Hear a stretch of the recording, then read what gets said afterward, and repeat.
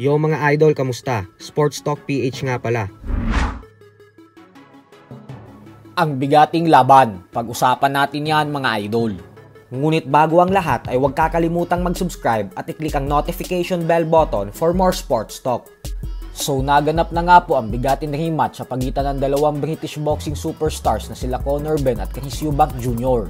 At kung sa kauna-unahang laban nga po nila ay punong-puno ng aksyon ang kanilang bakbakan at nakuha ni Eubank ang panalo, ay kabaliktaran po ang nangyari sa rematch. Ito po ay dahil mas naging technical na ang dalawang fighters at hindi na naging garapal.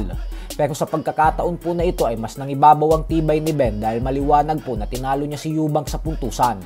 Bukod dyan ay pinatunayan din ni Benn na andun pa din ang lakas ng kamao niya sa 160-pound middleweight division. Matapos niyang pabagsakin ng dalawang beses si Eubank sa round 12. Nakuha ni Benn ang panalo via lopsided unanimous decision.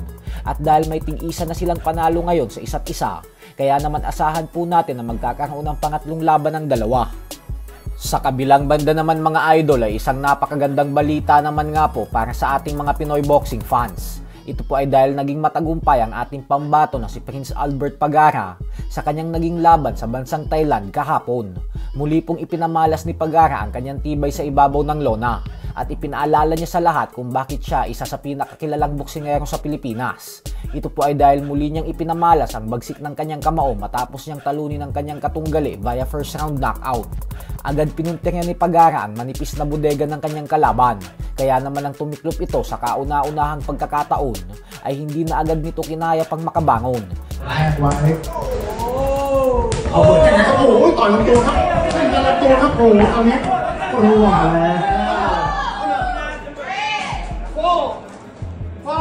Kaya naman nakuha ni Pagara ang panalo ng halos hindi man lang pinagpapawisan.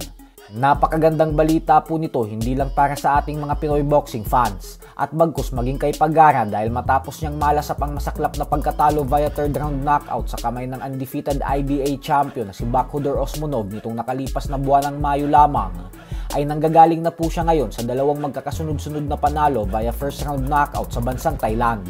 Bukod dyan ay umabante na din ang kanyang impresibong record sa 37 wins with 26 knockouts at dalawang talo lamang. Samantala, asahan po natin na makikita natin ulit na bumalik sa pagboboxing ang former Unified Welterweight Champion Errol Spence Jr.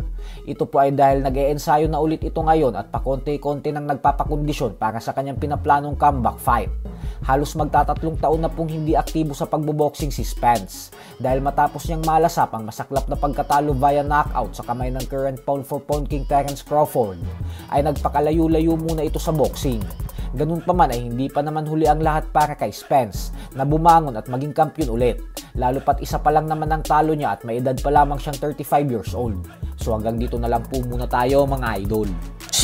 Sports Talk PH, kakaiba ang laban ng mga Pinoy. Lakas at dedikasyon, ang armas na tinuon, kamaong nagbabaga ang sayo kay babaon. Mga Pinoy